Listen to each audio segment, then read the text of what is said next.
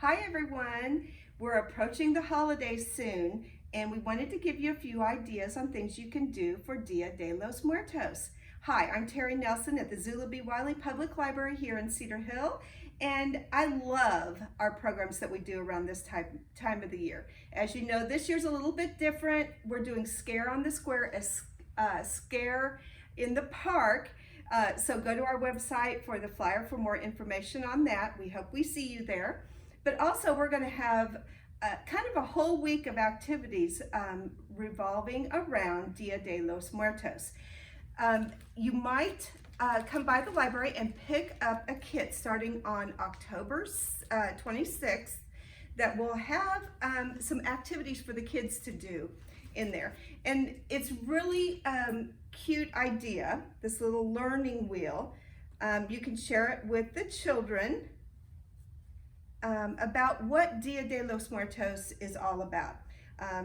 All of the significant emblems like the monarch butterfly, what the sugar skulls are all about, so they have a better understanding that it's not a scary holiday, but it's a tribute to our loved ones who have passed on.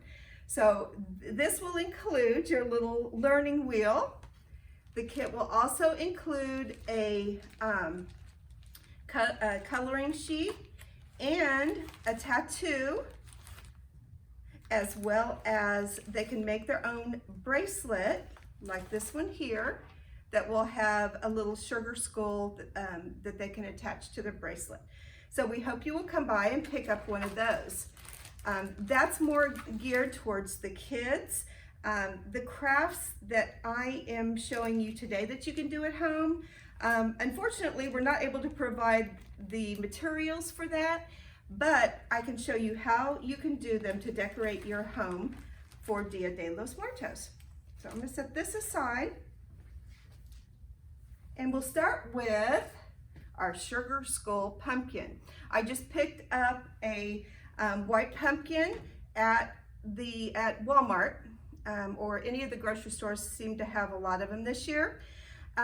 This craft, and I'll go over the materials with you, you'll want to print out some sort of template if you don't want to draw just a oval shape, which you can do, and then decorate inside that. But they have some great templates online. Just search for sugar skull templates, print one out, and you may have to adjust it to size, but it'll work just fine. There's also some small ones, which I will show you in a little bit, to use with the ornaments I'm going to show you how to make. But for this, we are just using some black paint. You can use any black paint that you have at home.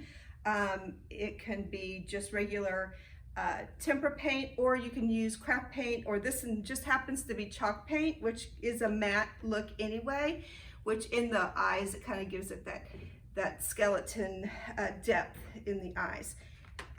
Some chalk markers will work for both of these projects, or not chalk markers, but some paint markers will work for both of these crafts. Some Sharpies, they can be any brand of permanent marker in different colors. Some heavy-duty scissors if you have them. If not, regular scissors will work with what we're doing.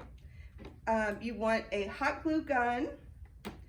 I have an assortment of puffy paint that I'm going to use, and then just some fake flowers of different colors and sizes, and then some tissue paper. It doesn't have to be an assortment of colors. I just happen to pick these up when I see them because I use them in different craft projects.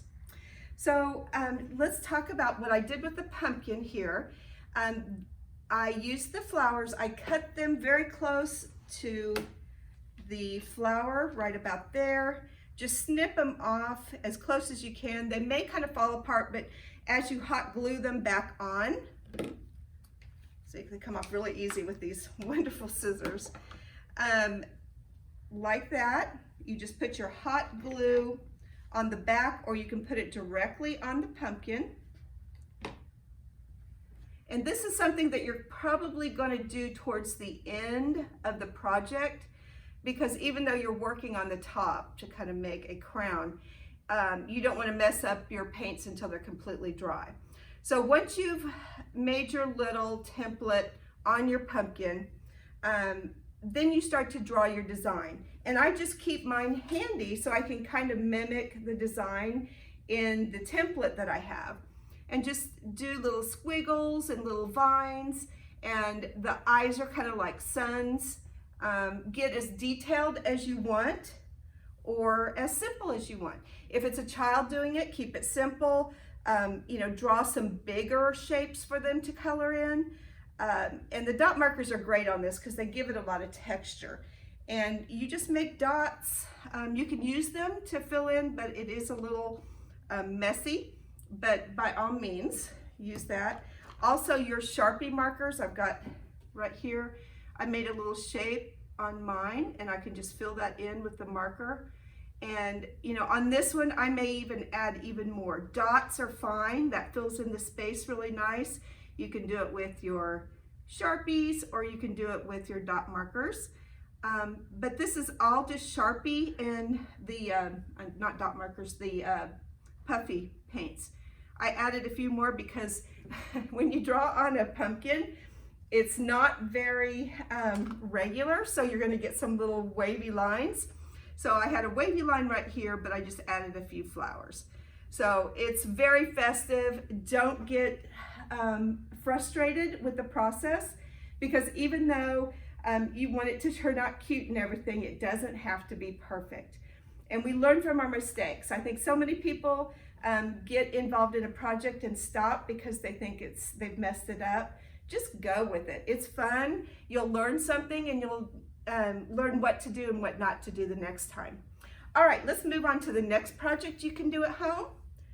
And that is our sugar skulls on ornaments. These are Christmas ornaments. You can find them everywhere now at Michael's and Hobby Lobby. I'll show you a little bit closer there. And watch for their sales where you can get 40% off or bring your coupon. But the same thing applied to the pumpkin that I have with the one on the ornament. I just cut out a little sugar skull and drew around it. And then I just kind of made my own designs on here. Since it is so small, you can color it in, you know, on my flower, my marigold or sunflower at the top. I just filled it in with Sharpie, which is really cool because it kind of gives it that window effect, kind of glass window. On the eyes, of course, I filled in with black. And the teeth, I just made little dots because they were so small. So you can get very detailed with it. It turns out really cute, and it's not perfect. If you were to look at mine, you'll see that there's a few flaws in it, but from a distance, it looks fine. I did one also on the white. Once again, if you want to put a flowered crown, probably the easiest thing to do would be paper flowers. Just simply get a piece of your tissue, and you can tear it or cut it because you're going to trim it. And just like you do when you do with your children, you can twirl it around a little pencil, or just make it into a little cone shape, twist it at the bottom, and then just trim it.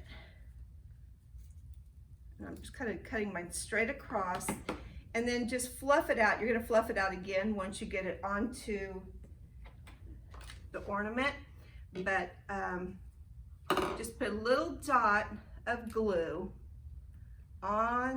directly on the glass, or the plastic is what these are, but they also come in glass. So if you're working with the kids, I'd advise the plastic. Just put it down in there, tap it down, and then it makes kind of like a little flower for the top. So you can do that on any of these as well to make it more decorative and fun. And this is what they look like. I picked these up at Michael's just the other day, so I know they have plenty of them. So that's what's up for Dia de los Muertos here at the library. I hope you will have fun with these crafts. If you have any questions, you can call me at the library, and I'll be happy to answer them for you. We have all kinds of things coming up leading up to Dia Dia de los Muertos on the 2nd of November. So please check our website for more information. Good seeing you guys. Have a great day.